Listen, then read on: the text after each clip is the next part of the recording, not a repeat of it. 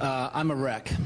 I'm a wreck because my wife talked with John and said, yeah, we'll share our story, and she's not here, so bear with me.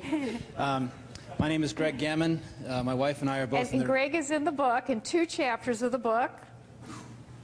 And Christy, your wife Christy, yes. Right. More Christy than me, but we're both in the real estate business. She's a real estate agent, and I like to call myself an investor.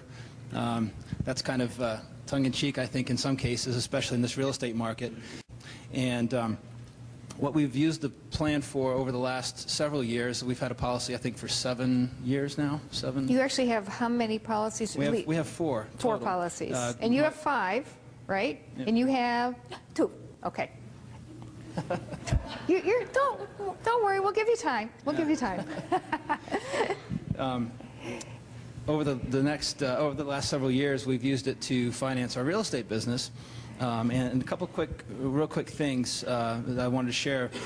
Like Pam said, our stories in the book, Chapter 7, Chapter 11. But a couple things there. I caught that too. Yeah. Through 11. Yeah. And those aren't bankruptcy chapters. They're actual.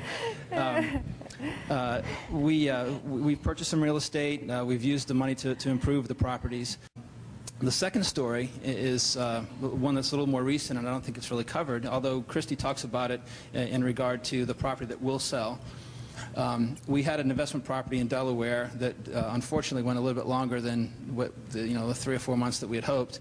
It was 2 years, actually. And when we interviewed for the book, we were in the process of waiting for it to sell. We had taken a policy loan to do some of the improvements on the property, which is a very practical expense for the kind of business that we're in. And as a result of that, taking that policy loan, we were pretty much depleted as far as our cash reserve. And that's obviously a little bit nerve-wracking. In August, before the home sold, I got a call from my stepbrother. My stepbrother lives in North Carolina, incidentally the same area that we were when we talked on the phone for the interview. And he said, well, we're having a daughter, a little girl, in 4 days. Would you like to adopt her? And I thought, man, that's 4 days away. Absolutely. What do we need to do? And went through all the legal channels and things of that nature. The one thing that we really didn't think about during that conversation of saying, yeah, sure, is the financial expense that goes along with adopting a child. And typically there's a several-week, sometimes several-month process, legal and other practical things that we have to prepare for. Well, we got to the hospital in the Outer Banks of North Carolina, and they said, well, here are the fees that you need to pay, and how are you going to settle that up? And I said, well, gee, I'm not really sure. Christy, what do you think?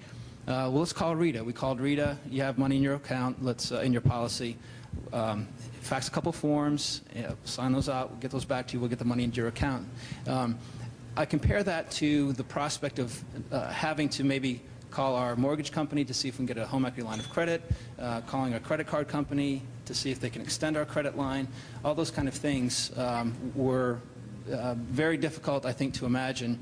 And the opportunity to adopt a little girl on such short notice would not have been possible in this particular case had we not had that money in our banking system.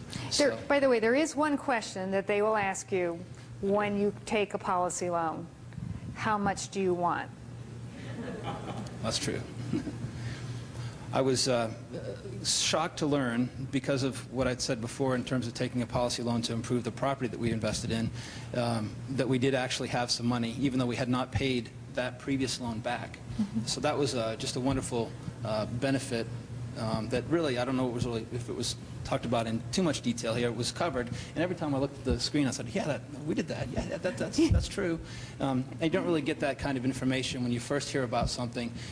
It's always an encouragement to talk to somebody like John, and he can attest that we've called several times in a panic saying, can you explain this to us and help us understand this?